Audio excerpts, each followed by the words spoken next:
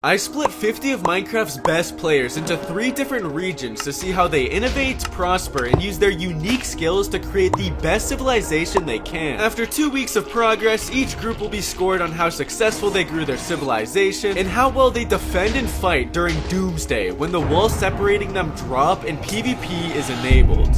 Day 1 started off with Team Blue, who had spawned in the cold region of the map, which consisted of a coral reef ocean surrounded by a taiga and snowy tundra biome. Not too far from them was a village, which they quickly went to and raided with no mercy, and started trapping villagers to eventually begin breeding them for trade. With plenty of fish in the sea and crops from the village to begin farming, the blue team civilization was just getting started. The next team was the green civilization, who controlled the temperate part of the map, which undoubtedly had the most useful resources. From flowers, different wood types to sugarcane, these materials could come in handy for trading with other teams later on. Unlike the blue civilization, these guys had some humble beginnings. Okay, we got Sammy Uri, the man who's built the most insane redstone invention. He's mining straight down. Best player behavior? We'll find out. One of the members, Horace, also started terraforming a nice little crop farm by a witch hut, which doesn't look like much yet, but with the green region matching the exact style of some of his signature builds, their civilization is going to look nuts. Lastly, the red civilization was so far the most conjoined team yet, working their way into the village together, which they found their only food source to work with. They also had a mesa with some trees nearby, which they immediately went and started planting more of. If life wasn't hard enough already for the red team, they found themselves an intruder from the green civilization on their territory. Okay, so Parrot here decided that it would be a good idea to somehow get outside the border, break my event, and now he's a green team in red territory. Capital punishment. I trapped Parrot in a bedrock box to make an embarrassing example of him for exploiting my event. Capital punishment! You know, I do a little bit of tax fraud, but I never do something like this. I then suffocated him with sand and finished him off with a good old swipe.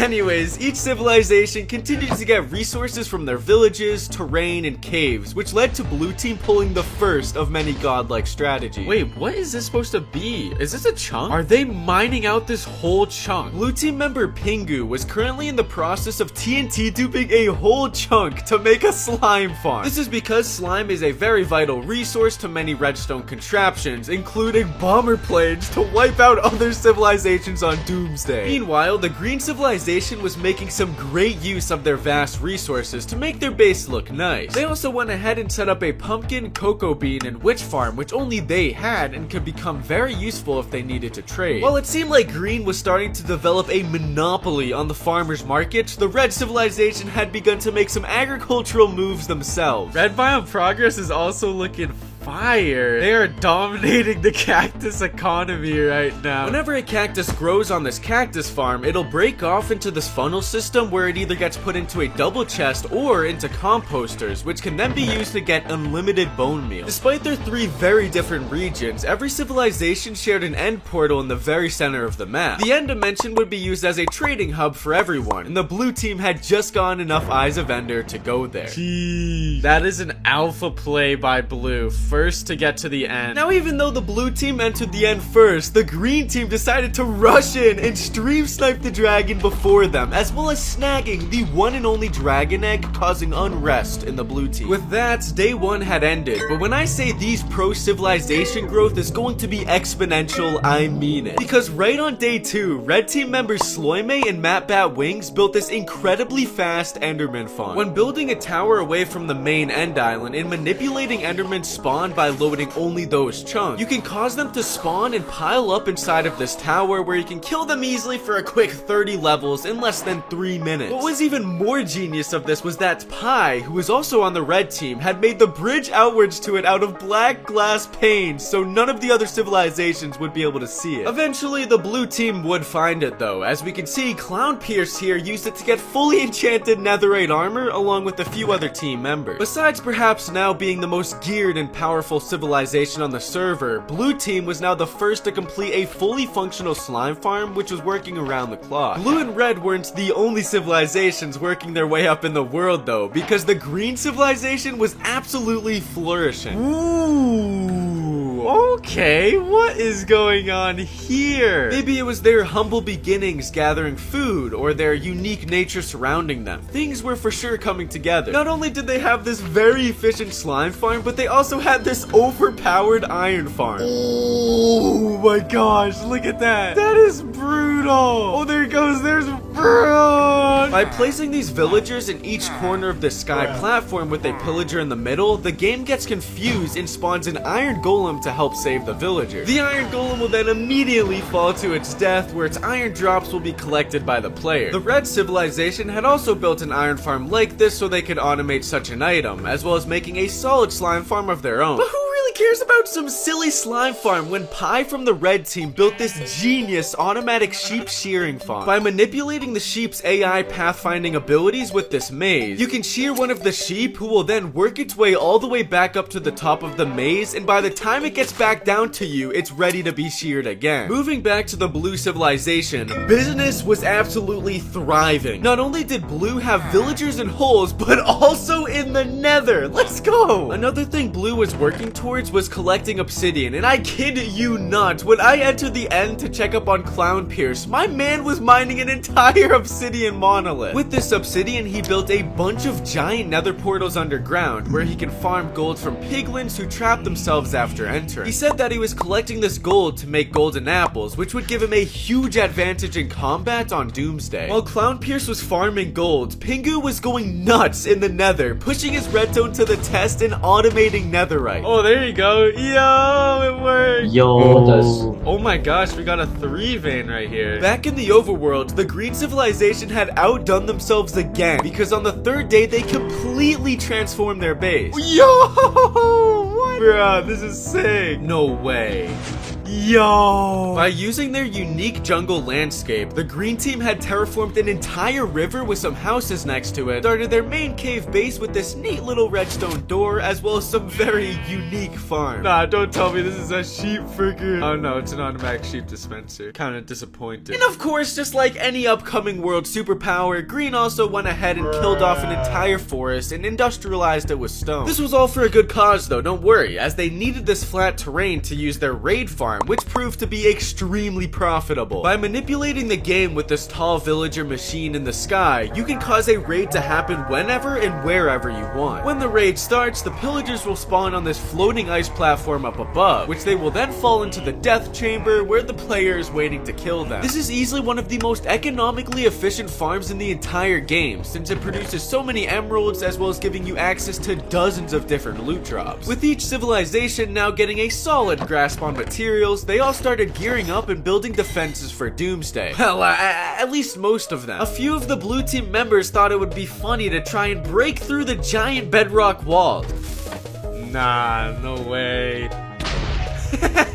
Little did I know, not too long after this, they would successfully break through with this piston TNT method and pull a lick on the red team. 3 cactuses. Absolutely barbaric. Whilst blue and red tension stood high over the cactus thieves, green was once again keeping to themselves, strategizing for when the walls dropped on Doomsday. This is what will be the bunker. So when the fighting starts, we're gonna be all going in here. So we're gonna be kind of doing like guerrilla warfare, where we're just staying in our own territory, and we're gonna have a lot of traps set up. Just like the genius military general Sun Tzu, Quentin made a plan of setting up a whole decoy town outside of their main bunker in the mountain, with each house being rigged with several tons of explosive traps ready to be set off for when the enemy civilizations invaded. A successful civilization must have a smart war tactic, but green wasn't the only ones pondering about the future battle. Check these ones, check these chests. Yep. Oh, Yeah. dang. Over the past 2 days, Phelps from the red team had been mining out several of the end monoliths for obsidian, which he then planned to use to build a gigantic mega obsidian defense to keep intruders out. Each civilization continued to work on their bases and gear up for the eventual Doomsday by setting up different farms like sea kelp, carpet, cobblestone, as well as more slime farms. They even went ahead and flooded out the entire end island to speed up production on the community Enderman farm. And now, it was at this moment the tides had changed, because using all of these beginner farms, they could get down to the real business. I've just TP'd to blue team, and they currently have a whole tunnel bore system ready to go to get stacked on netherite. Just killed it in. bro, no way! Ingu and Spay would continue building onto this tunnel board till netherite was absolutely no problem for the blue civilization. Angarn from the green civilization also went brazy by building this insane automatic tree farm. Oh my gosh, that is fast. Using this crazy redstone contraption, Green Team will basically never have to mine trees again, as this farm can gather over 2,000 trees an hour automatically. The red civilization had also went and made a big move. And 3 days later, they've mined 7 whole chunks. Not only did red now have a monopoly on the slime market, but they also went ahead and made a farm I had never seen before. What the hell, bruh? Nah, what is this up here? A wandering trader farm? Normally, I'd commit horrible crimes upon wandering trader, but Nicoiler from the red team was using this giant sky platform to get them to spawn as much as possible to get trades like coral, which they can't actually get in their region without trading with blue. Green team had also been trying to be more self-sufficient because they went ahead and got a huge bag with their new pigmen and raid farm. Holy... Alright, Jeff Bezos, chill. Not only was Green Team possibly the richest civilization now, the inside of their bunker base was looking splendid. And on top of all that, they even had a to-do list board in the middle of their base as they were trying to stay organized and on top of things. Now, although Blue Team might have not been the richest civilization on the server anymore, they had been making some nice houses and even invited some new friends to their party. Damn, he got the fresh kicks though. What are you doing on the roof, bruh? The door down there. Why they trap my mans like that? Free Jerome, bro. What the? Wait, what? Why didn't I know about this party? Wait a sec. Red was having a party and didn't invite me either? It seems like you have some children now. It seems so, yeah. I was asking if we can keep them.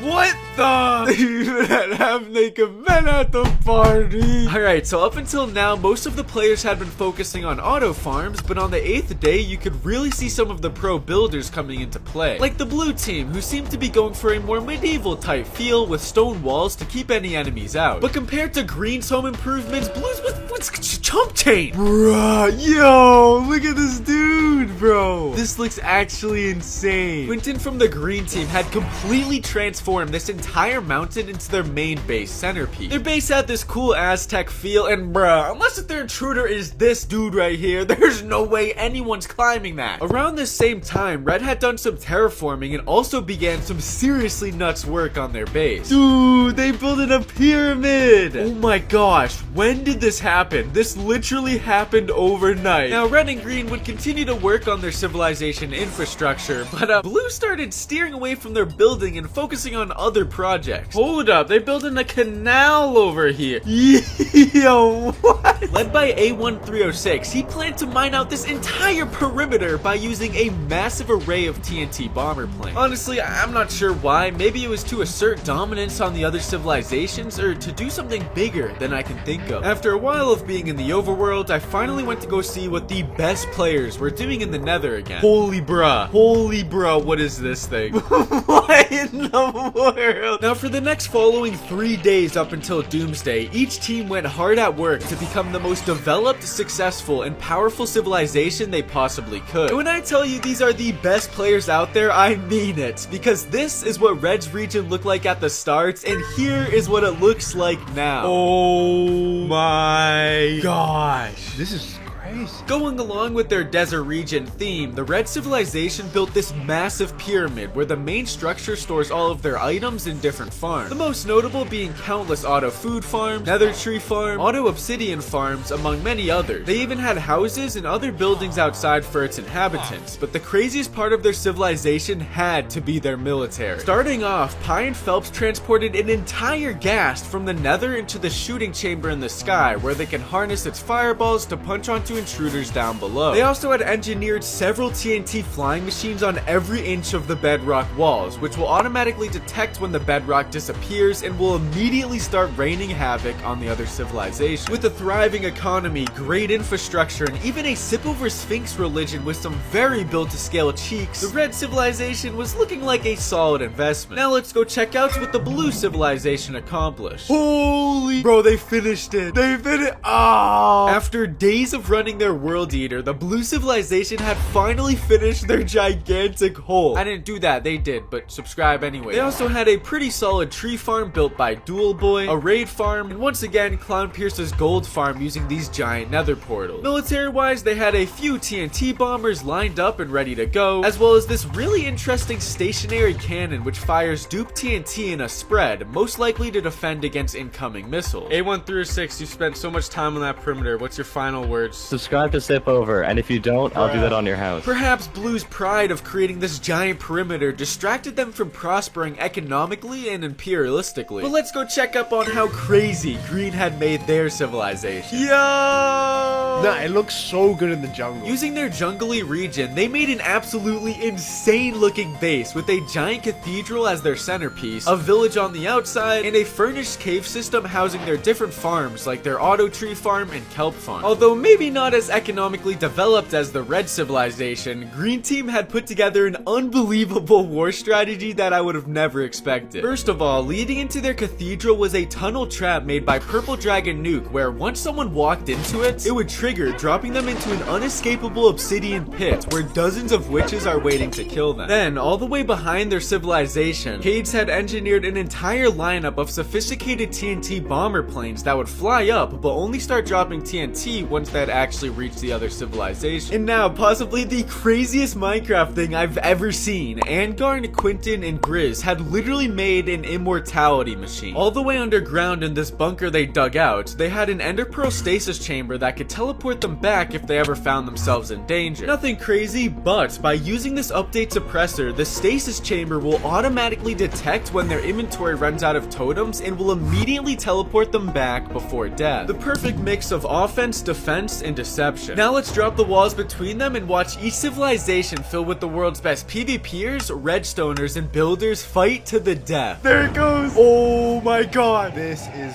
wild. As soon as the walls dropped, green and blue civilizations were immediately bombarded with red's countless TNT bombers. And while blue's stationary TNT cannon stopped some of them, green had an absolute god strat to defending their homeland. Yo, look at this dude up here. Dude, this is literally World War III right now. Similar to how Pi was shooting gas fireballs from up above, green team members transported fireballs into these small watchtowers to throw out any oncoming TNT dupers from red to destroy them before they exploded their base. This worked incredibly well, causing only minor damage from red, but blue's base on the other hand, wait, oh wow, blue really is getting hit hard by these flying machines right now. Blue unfortunately got dunked on by red's TNT dupers, and the ones that they set up prior got stopped early by red blocking them off. It was also at this time green's smart artillery from the back of their base was finally reaching the other civilization. But even with 2 whole weeks, they made the moment of forgetting to actually load the bombers themselves. With all the redstone artillery having run its destructive course, each civilization moved in to attack each other with hand-to-hand combat. Oh my god, there's a whole war breaking out over here. Oh my god. Most of the fighting was taking place in the center of the map, and this is where we would really start to see some of the weak get weeded out. Oh damn! Ooh, that was a massacre. While some redstone players and builders like Pi and Nicoiler provided aerial support with fireballs, most of them were relying on their PvPers to protect them and their civilization. Oh, rip.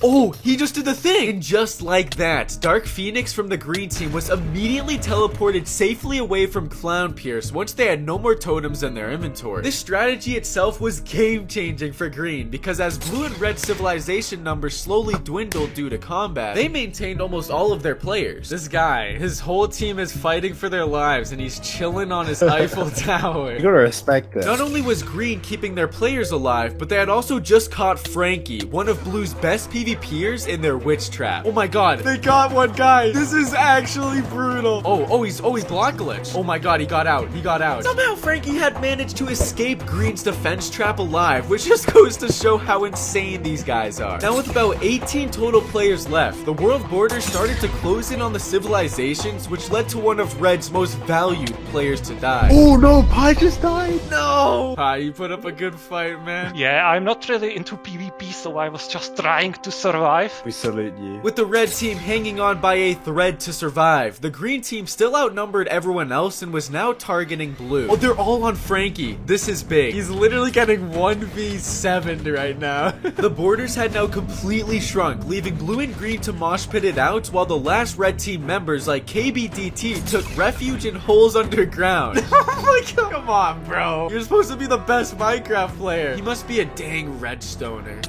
Oh, 366 died. Ooh. That left Frankie from the blue team to take on 9 green members all alone. Oh my god, pit fight, pit fight, pit fight. Yo, he escaped. This dude's crazy at escaping. Frankie's crashed. Just like how we escaped the witch trap earlier, Frankie was moving like a tank until his luck finally ran out. Ooh. He just got dropped. No way. That left KBDT to clutch up. Never mind. Now McYum and I will score which civilization was the best overall, and will also get a $3,000 prize. Starting off, the blue team got a total score of 11 out of 20. The red team went ahead and snagged a 16 out of 20, which only left green. I would say green was solid. I'm gonna give them a 4. Yeah, I was thinking the same thing. I was thinking 4 too. Honestly, I gotta give him a 5 for the doomsday. I'm not gonna lie. I would give them a 5, but their TNT dupers didn't work. I'm gonna give them a 4. And that means that green caught the dub as Minecraft's greatest civilization. This video took so long to make. I literally put my heart and soul into it. So if you guys can please subscribe if you want to see more like it. And if you actually enjoyed it, thank you so much.